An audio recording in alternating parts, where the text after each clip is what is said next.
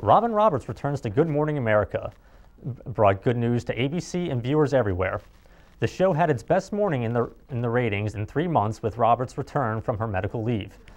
The network morning show had about 6.1 million viewers, which is the biggest audience for Good Morning America since the morning after the presidential election in November. According to the New York Times Wednesday's totals represented a bump of about 12% from their average viewership. Roberts left the show in August to receive a bone marrow transplant to treat a rare blood disorder. And now, here's Robert Cunningham with your entertainment news. Roll out the red carpet. It's Oscar weekend in Los Angeles. The 85th Academy Awards are this Sunday night, February 24th at 7 p.m. on ABC.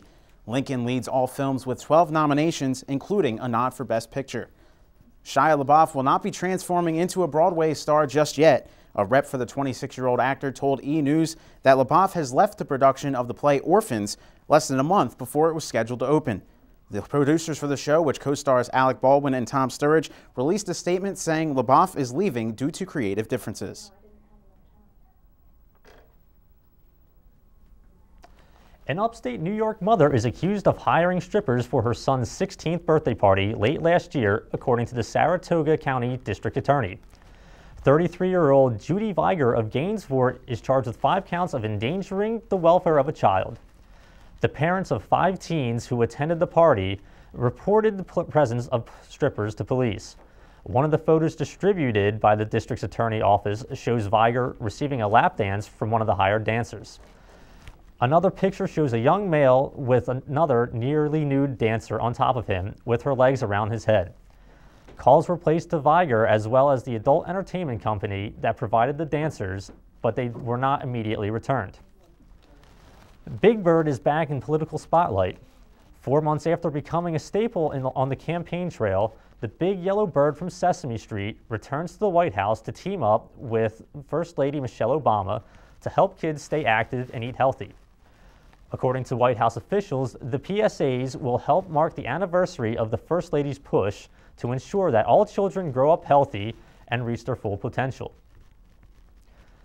Vice President Joe Biden explained the importance of gun safety to parents Tuesday, and with this analogy saying, "You keep the cookies on the second shelf so they can't reach them and grab them all the time. People should not be in a position where their children have access to weapons and ammunition." Vice President Biden advocated for the gun violence reduction proposals President Obama has advanced in an online chat on Tuesday. Up next, a major snowstorm hits the Midwest.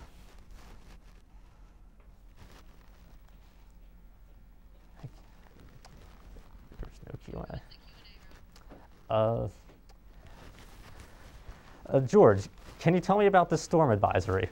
About 60 million people, 20% of the U.S. population, are under winter weather warnings, watches, advisories in the 750,000 square miles affected. A massive winter storm spanning 20 states could dump as much as 1.5 feet of snow in some places Thursday and bring life to a standstill in parts of the central United States. What states are being hit in the Midwest? Kansas and Missouri seem to be getting the worst of the storm. According to CNN meteorologist Chad Myers, Dodge City, Kansas, is in the middle of a bullseye. The state of Kansas is expected to get up to 18 inches of snow. In Missouri, Governor Jay Nixon declared a state of emergency. Snow, sleet, and ice can wreak havoc on travel, and some parts of the state have already completely shut down. The airport is closed, and Kansas State University has already canceled all classes. Is this snow beneficial in any way?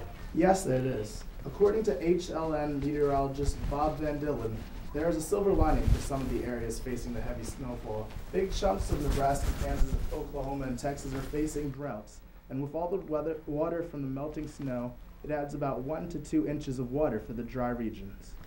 Has there been any snow in any unusual places? Folks in Arizona sure were shocked to see snow. On Wednesday, the winter storm left a layer of snow across the deserts of Arizona, New Mexico, and Southern California. Thank you, Dougie. A sorority girl drops 107 pounds.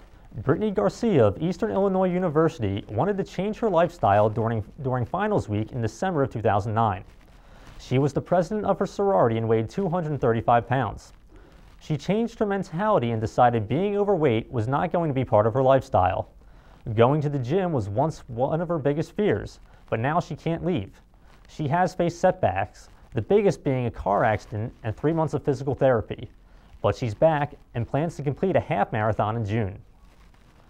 A light jet aircraft crashed in Thompson, Georgia Wednesday. Chief Deputy Ronnie Williamson told CNN it looked like the plane overshot the runway. The plane ran off the runway and landed in the woods. 5 people were declared dead on the scene and 2 were rushed to a nearby hospital. Apple gets hacked.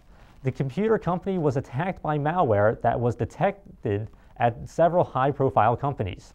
A representative from Apple reports that the few systems that were infected by the virus were isolated and that no data was lost.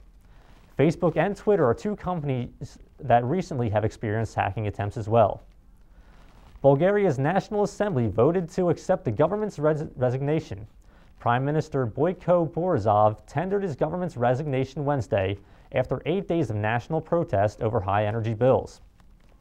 Now we're going to Gianna for some updates on Oscar Pistorius' murder trial and more in the World News Minute.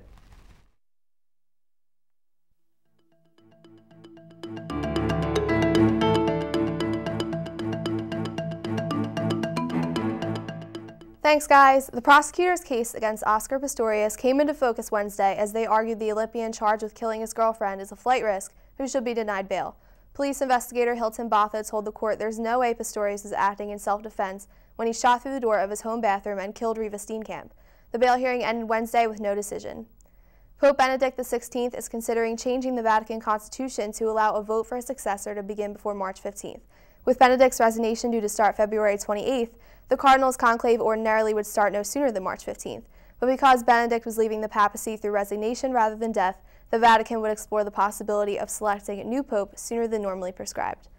The case of a 12-year-old girl who reportedly received a transfusion of HIV-positive blood has sparked outrage across Saudi Arabian society, with angry calls for the health minister to resign. The family's lawyer says that the family plans to sue the health ministry, and they are still in shock over what happened. And that's your World News Minute. I'm Gianna Galiuta, sending it back to you guys at the desk. Now let's go to Brianna for today's sports news. In national sports news, South Africa's top detective was appointed lead investigator in the Oscar Pistorius case, replacing veteran policeman who was charged with attempted murder. 2 of the NFL's best cornerbacks have taken to Twitter to air out their differences. Darrelle Revis took to social media network to respond to a recent trash talk from Seattle Seahawks Richard Sherman. The Milwaukee Bucks and Orlando Magic have agreed to a trade that will send J.J. Redick to the Bucks. Redick, known for his offensive game, is averaging a career high of 15.1 points per game this season. He's 11th in the league with 117 made three-pointers. That's it for sports news. Back to the desk. Now let's go to Christina with the weather. This is Christina Rodriguez with your weekly and daily forecast. Let's take a look at today's weather.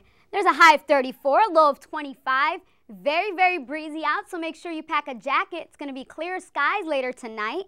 And for tomorrow, it's going to be very warm out. Let's take a look at that weather for the 5-day forecast now. It's a high of 42, low of 31, mostly cloudy, but you still want to have that jacket in handy. For Saturday, which is going to be very, very wet out, it's going to be showers out with a high of 46, low of 37.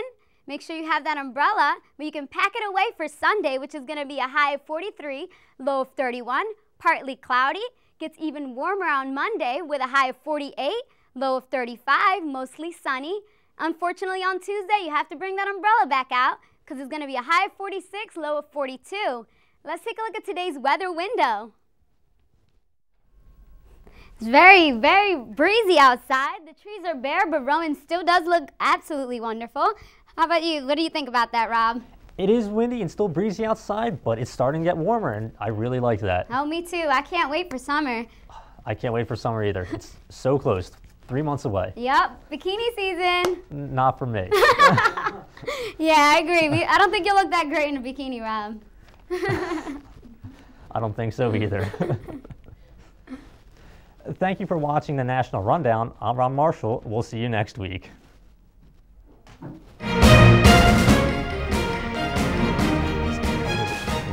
That was really fun.